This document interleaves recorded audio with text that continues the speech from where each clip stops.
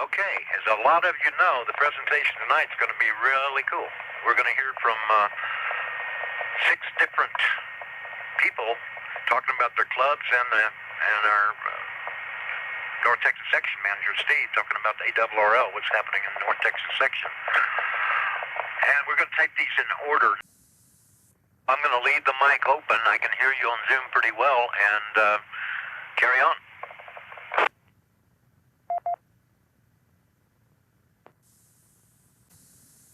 So the DCARA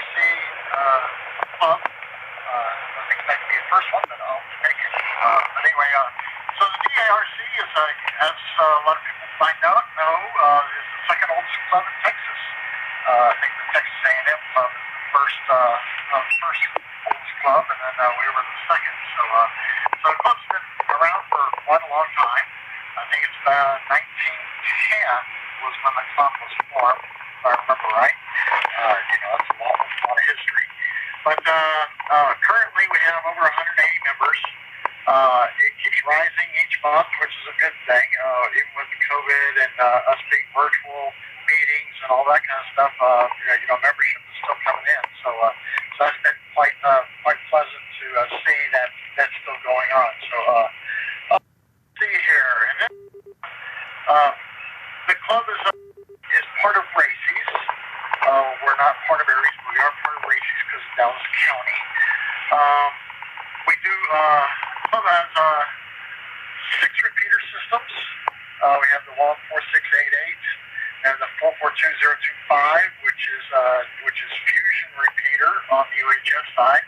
It's also connected to wires X-Link, and we leave it pretty much in Texas Nexus, but anybody can come in and link and unlink any room you'd like. So and that runs 24/7 with that. So, and then we have the 22488 machine. Then we have a full D-Star stack of VHF, UHF, and 1.2. So that's the 6 repeaters we have.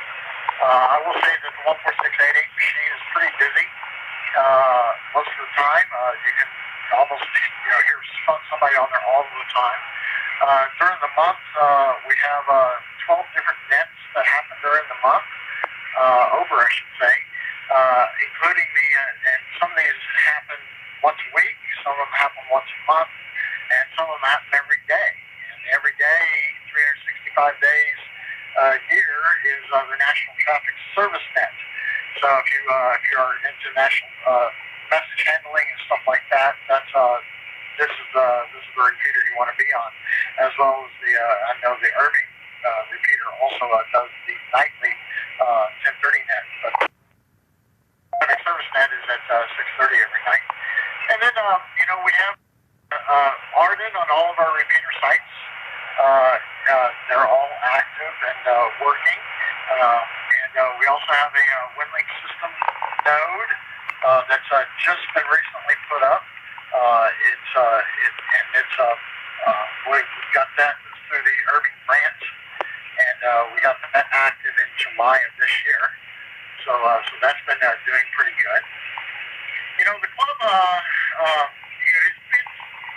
it's a pretty active club. We have what we call a lecture and lab each month, November and December. But we do a lecture and lab, which is a 4th Saturday of every month, and we build things, learn things, and et cetera, et cetera. So I'll reset there if you like for the repeater. Go ahead. And then other things we do have the nets. I'll explain. We have a hand fixes net, which if you like cooking and things like that, bring your recipes out. We do that first and third Monday of each month. We also do tech net every Saturday at 7 p.m. And the net that is surprisingly very active is Skynet every Saturday night at 9 o'clock. And so that's been around for quite a few years. A lot of these nets have been quite a few years. And we also after that is the or bad movies or good movies. So it's kind of been interesting. But it's really nice to have a set of nets that happen, and have been happening for several years on some of these. We have a new net every Friday night. Is the Certain City Simulation Net that KI5GRH has started up, and that is starting to get some traction. It's every Friday night at 7:30, and it's simulations and race these nets and things like that. Just some interesting. If you need some net protocol kind of exercises and things like that, that's a really good net to come out to. We do a lot of community events as well. We do life walk, we do turkey trot events. A lot of people on this net, as well as others, part of that turkey trot. We also do some things out of Frontiers and Flight Museum. We do radio in the park, which is a lot of fun.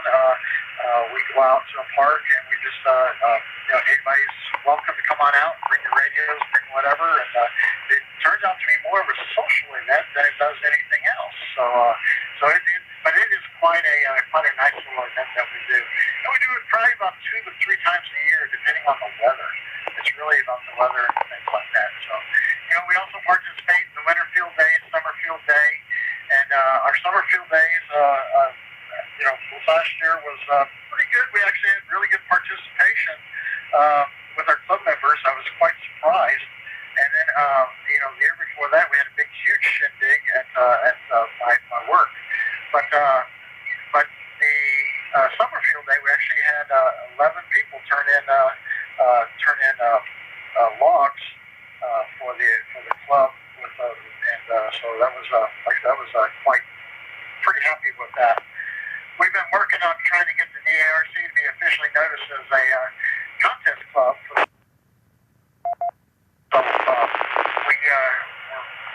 You have to enter so many contests with so many people setting logs over a period. I can't remember what it is, a year or something like that. So that's we're getting really close to having that official. So, and let's see here. The other good thing about the club is most are members of other clubs. So not only so it's a very good cross-platform of club members. And other than we also host a real-time Discord chat room during the week. So if anybody has any questions, we can always do that as well. So other than that, Bob, I think that pretty much covers most of everything. If anybody has any questions, we'll answer. Thanks a lot, Bill. If anybody got questions about the Dallas Club?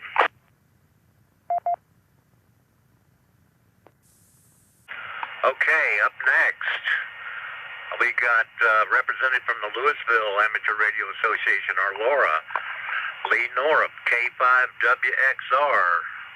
Lee, are you on the radio or you want to do it by Zoom? My name's Lee Norup. I'm K5WXR.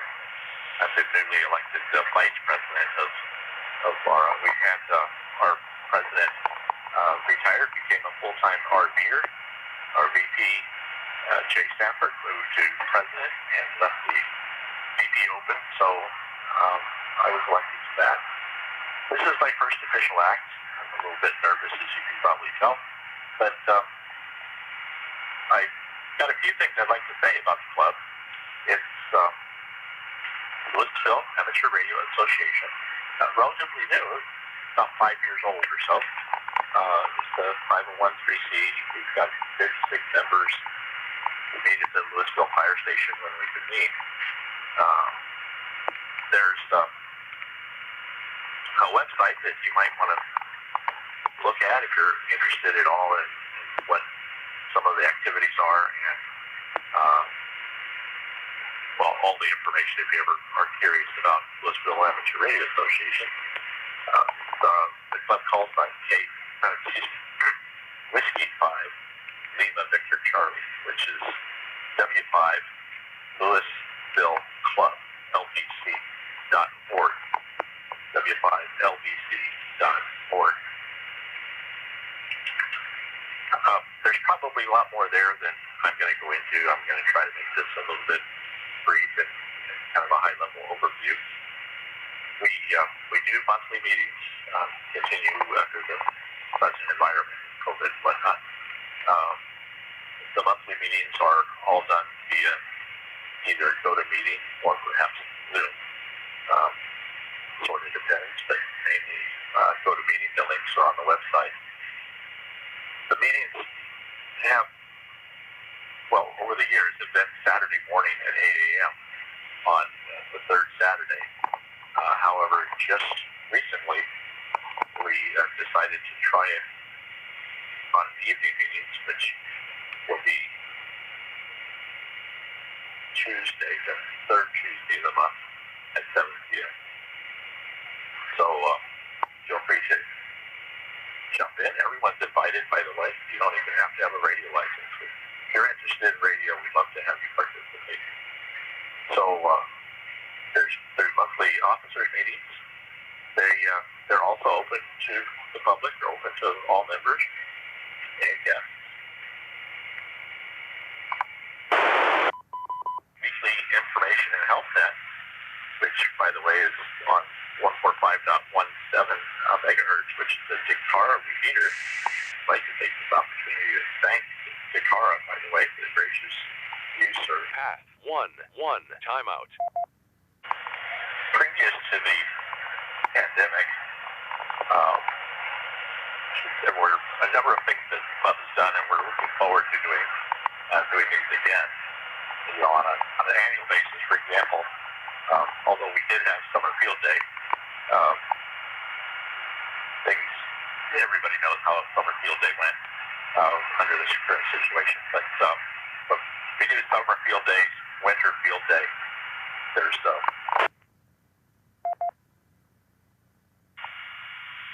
Louisville Western Days is something we participate in. The fire department's open house.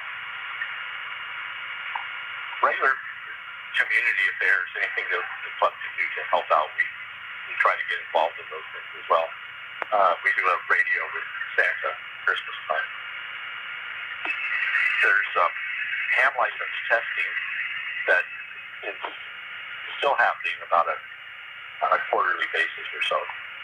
And we do ham license training for a technician and for general. And possibly for extra too. I'm just not aware that we may have done that. But we're not, there's no training class that's currently scheduled, but there are well testing last week, for example. Reset. Go ahead, Lee. Some of the things that we have done in the past, we've had soldering classes and projects, antenna builds in the park, build copper J-poles and take measure Yagi, those kinds of things. We've done tailgates, swap meets, and lots of different things. You know, every month we have some sort of a presentation. Lately we have a part 1 and part 2 presentation on hotspots going on with the LKB5 NFTs and presented that. Some of that will continue in our next monthly meeting. Basically, especially as we go forward looking to what we hope to be accomplishing, especially after the pandemic is, and even now, fun activities, an emphasis on having fun together and having fun with radio. We certainly believe in community service, emergency preparedness, ARRL, many other things. But let's not forget, it is a hobby, and we should enjoy it, and anything we can do to make it more fun for each other. we'd like to.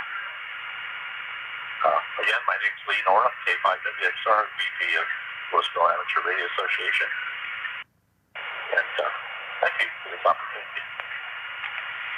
Thank you, Lee. I'm going to reset the machine right now.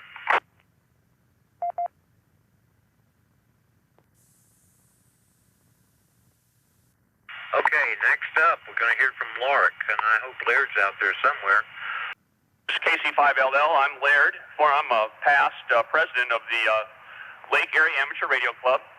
And before I begin tonight, it occurs to me that anytime you go after the Dallas Amateur Radio Club, it's like following a fireman or a fighter pilot at a career day down at the middle school. Holy crap, they do everything. They do everything, and I'm going to repeat a lot of what they do, but I think we have more fun doing it. 1 minute.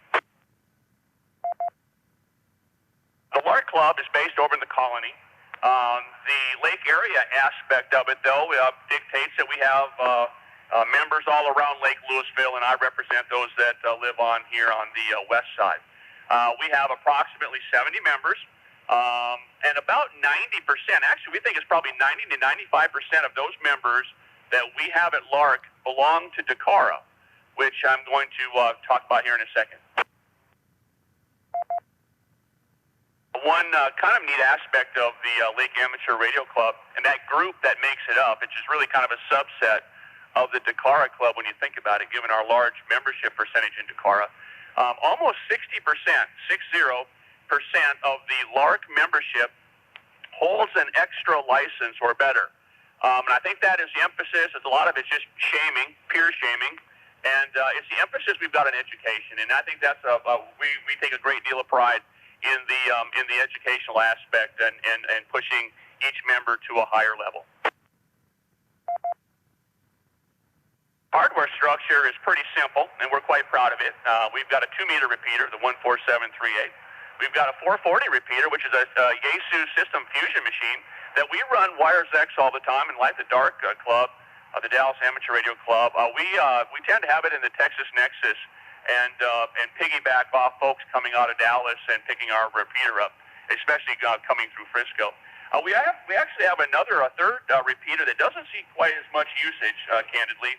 It's a 125-meter repeater that's at 224.000.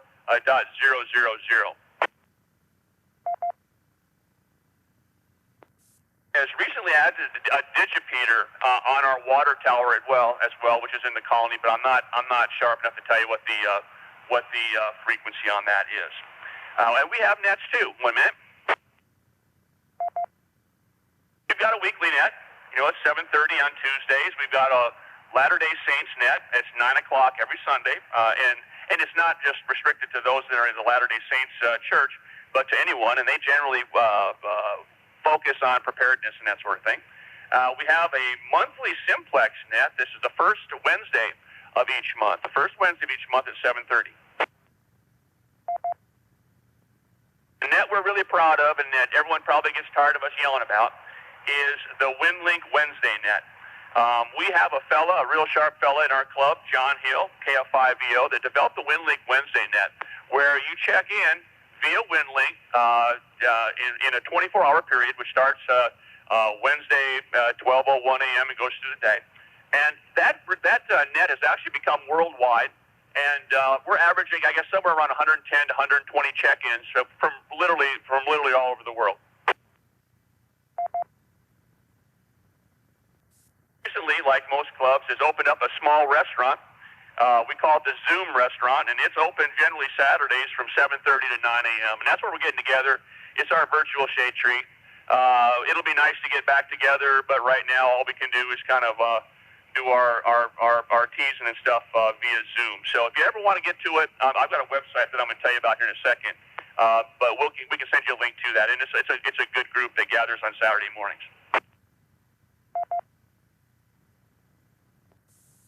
A lark to somebody and say, because there is a difference. There's a large difference in the tenor of clubs.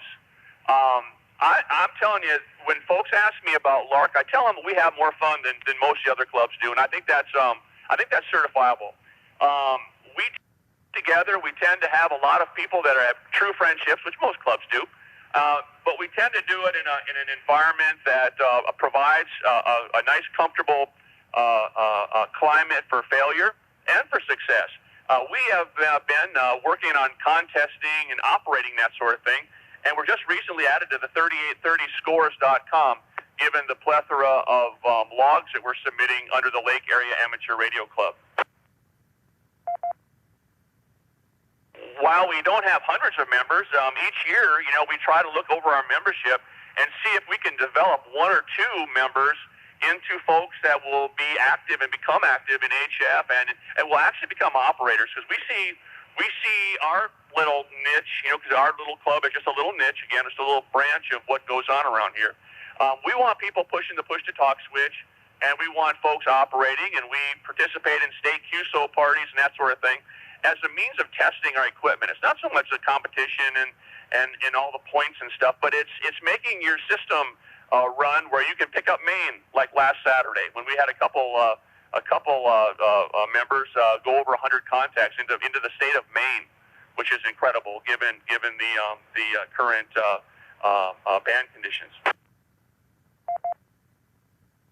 Another thing too that we work on quite a bit, and it's net hosting development, where we look out and we try to identify, because if you look out over a group of 100 people and you say, I'm going to try to convert 10 of them into something, it doesn't seem like you have near the luck that if you go out and look at one or two or three or four people or folks that come to you and try to develop people one at a time. And we've worked tirelessly, and our vice president now, Kevin Braby, has worked on doing a job where he gets new voices on the nets each week. And by doing that, you start cross-training people, and you start really giving your club and those nets some longevity.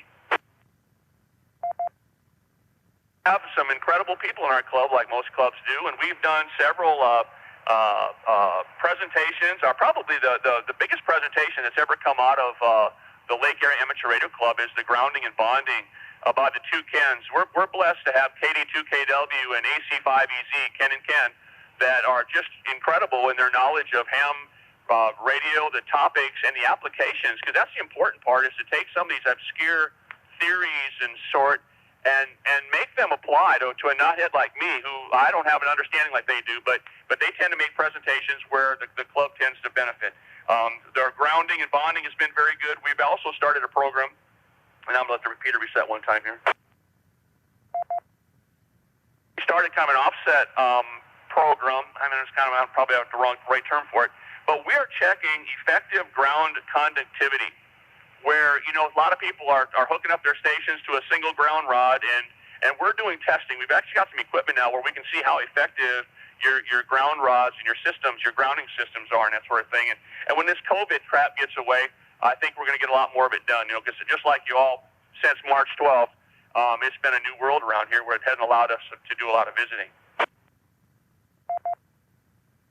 Lake Amateur Radio Club, we enjoy ham radio, we enjoy barbecue, we enjoy the Second Amendment, and a cold beer.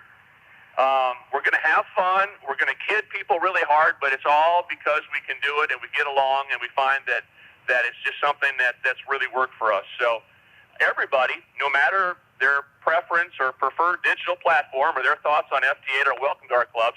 And if I were on the screen right now, I would show you this fancy schmancy placard that I made that says K5 Lima Romeo Kilo.org. That's our website, K5LRK.org. If you've got any questions on how to get a hold of anybody or what we do, if it seems interesting to you, ring us up. I'm telling you, we're having fun. We're going to have more fun when this crap gets behind us. And I want to thank the DCARA Club for including us.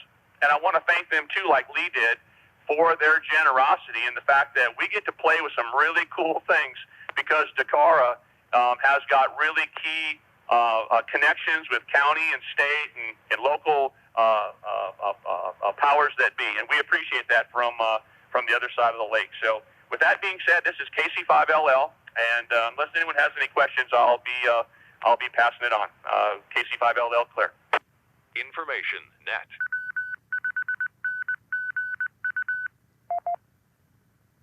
Thank you, Laird. Does anybody have any questions regarding Lark? Oh, let's move on. Next, Club. Tony Campbell, W5ADC. I see that you're online. Okay, we're just going to do it this way. Well, good. Hey, we can see it. We'll just leave it in this mode. It seems like it works better sometimes. So, thank you very much for the invitation to give a little short presentation about the Plano Amateur Radio Club. I am, I guess technically Anthony Campbell, W5ADC. I am the activities director for the club and been in that position for a little while at least. The club was formed in late 1973, so we're 50 years old, and definitely not as old as the Dallas Club, but we're working on it. I don't know that we'll ever catch up, but we're definitely approaching our 50th anniversary in a couple of years. We are an ARRL Special Services Club. We have about 100 active members at this time. If you look at what we do, we've been very active in public service, supporting some public service events in particular. Now, we aren't obviously the lead club on some of these events, of course, Dallas Marathon and things, but we, do provide quite a few members to support these events, and in some cases, we are the lead club on the events. We're also very active in Collin County Skywarn and ARRL. We also support Plano CERT, and we've had our tries at the what we call PHAB, or the Plano High Altitude Balloon little subgroup we have here. We've had about 15 launches over the last few years. Recently, a bit for COVID, and frankly just a bit, we're just trying to find people to make new payloads to fly in the balloons. We do offer quite a bit of training for members and non-members who are interested. We have at least 2 technician classes per year, and we have monthly VE sessions. Now, as many people have experienced, the COVID's kind of put a bit of a damper on the VE sessions, so it's more of an ad hoc basis now in very small groups. When, again, COVID wasn't so active, we would hold regular training classes, 2 or 3 a year at least on little topics. I'm going to let you guys reset the repeater.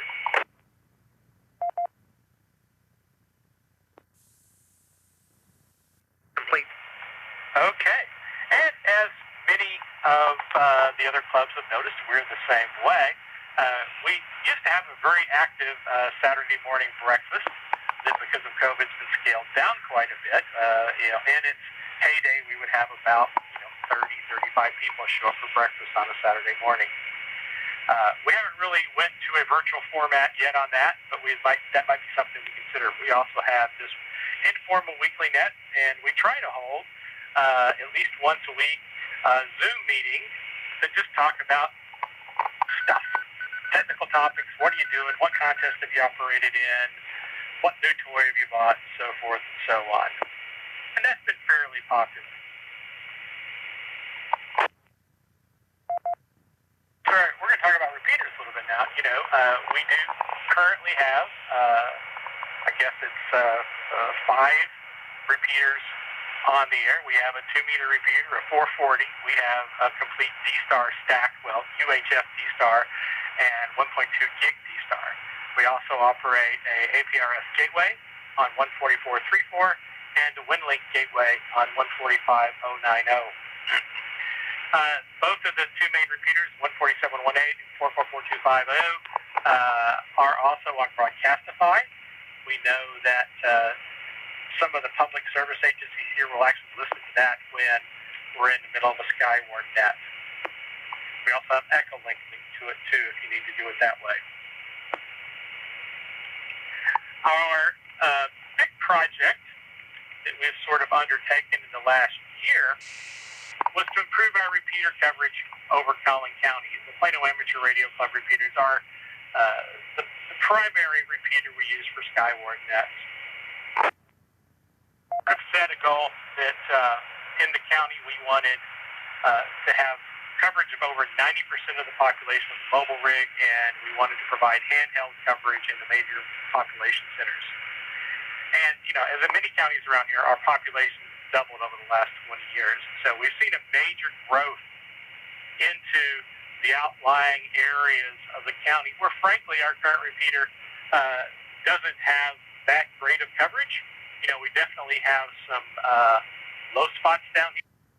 And we also have what we term, you may have a different name for it over in the Denton County, but the Salina Ridge. There's actually a ridge right along here that sort of gives us fits with coverage for the very far west part of the county.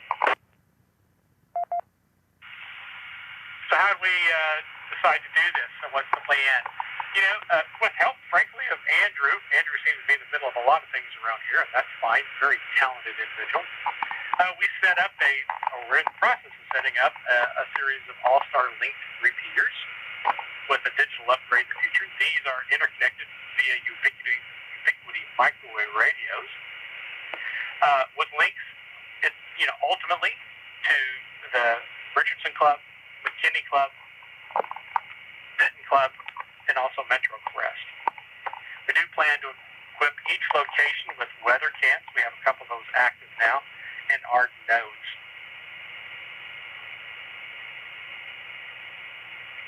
Here is our little map of where our repeaters are planned, or currently, this is our current location here.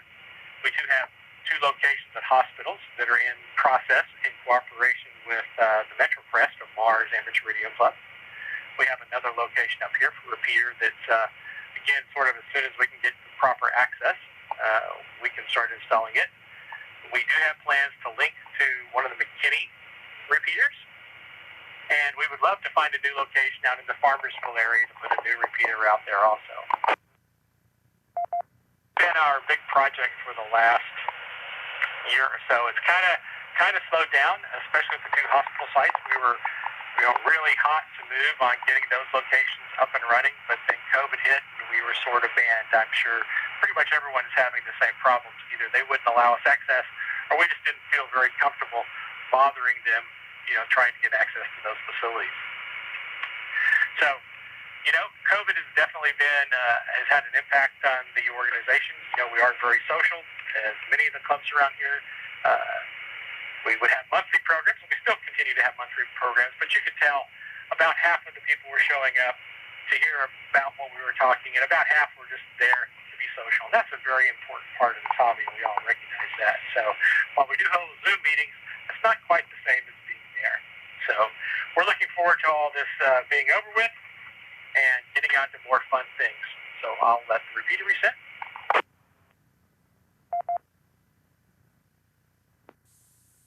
Complete. Okay, so that's really all for the presentation. Again, I'd like to thank the Denton Club for allowing us to make this presentation. If anyone has any questions, let them rip.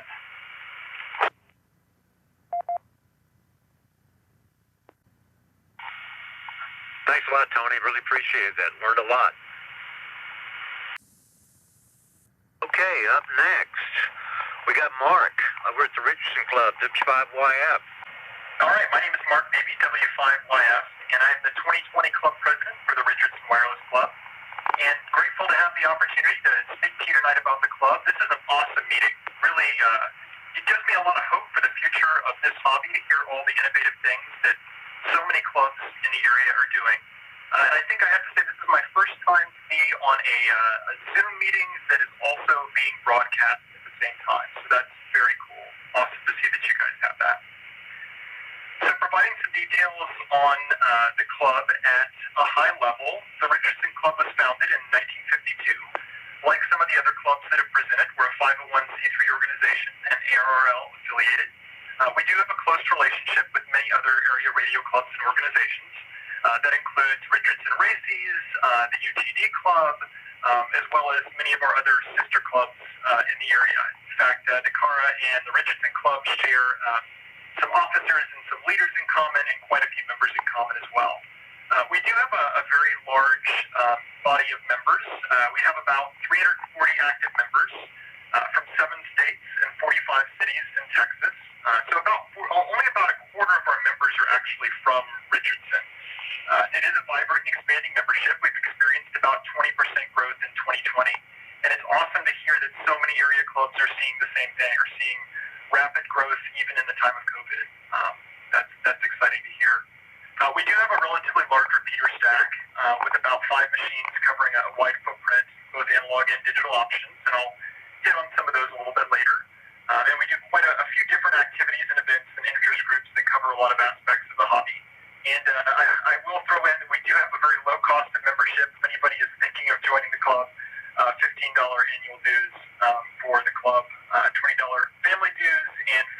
dues for students.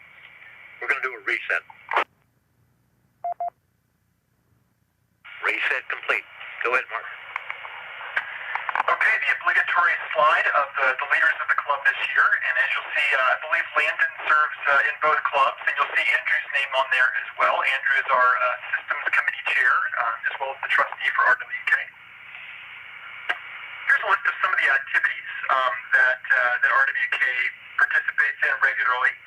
And for those of you that are on the radio, we do have our general monthly meeting on second Mondays at 7 p.m. That is virtual at the moment, as well as a mentorship meeting that takes place immediately before that. It says 6:30 on this slide. We're actually moving it to 6 and doing a little bit more interaction with that since we have been virtual for so long. We also have the weekly ham lunch bunch. That's on Wednesdays at noon. It's virtual at the moment. It's usually at Sunny Brian's Barbecue across from UTD on Campbell Road. Something I'm going to talk about here in a minute is our weekly fox hunts. That's become really big at the club, and those are coordinated via the RWK Groups.io list. Monday of the month, and that's on the 147.12 repeater at 7:30 p.m. That 147.12 machine is probably our most popular and most active machine. And we do have a variety of nets as well, and you can find those on our website at k5rwk.org/events.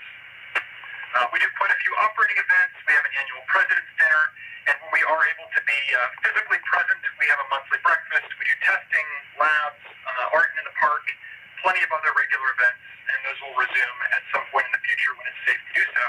And we also have a board of directors meeting the first Thursday at 6 p.m. And I'll pause for reset. Complete. All right, here are a few photos for those of you who can see them from recent events, probably similar to some of the events that you have at your clubs. And you'll see there on the bottom right is a picture of the build that we had for our fox hunt, the kind of set-off fox hunts at RWK. It started as a 2019 summer field day activity. We had a tape measure antenna build, and quickly became a weekly event. So it started with one transmitter and then moved to multiple transmitters. And most recently, the event has also spread to McKinney and Plano. I believe that they have transmitters that are being hidden as well. So the foxes are hidden in a specified area each weekend with varying levels of difficulty. Sometimes they're easy to find, sometimes not so easy. And then generally, participants have a few days to locate them. Our club provides a prize, a Raspberry Pi or equivalent prize, to one person each month. It's drawn at random from the folks who find one of the Richardson foxes. A great activity for hams and non-hams alike. So it's gotten a lot of family members involved in the activity as well. And it also makes a fantastic socially distanced activity. We actually use QR codes to verify that people found the fox. So you don't even have to touch anything. And of course, it's a very low financial barrier to entry for this facet of the hobby. You can participate with a $35 Chinese radio and a tape measure antenna. And we do encourage everyone to participate. I'd invite anybody listening to visit the page k5rwk.org, join our RWK Groups.io list, and we post on there when the fox is released each week. And I'll pause for reset.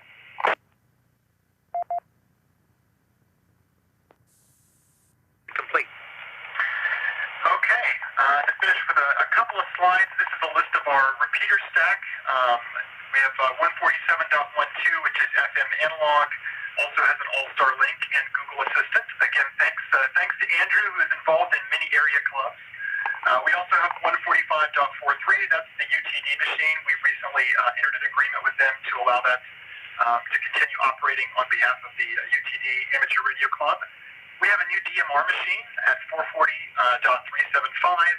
And then we have a couple of 440 machines, an FM analog machine, 443.375, and a C4FM Wires X machine, fusion machine on 444.725.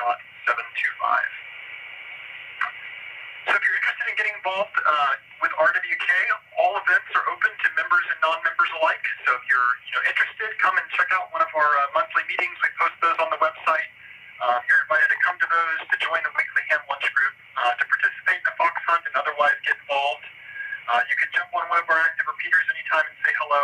And we're always looking for new ideas, new activities, and new leadership. As I said, it is a very vibrant and growing club.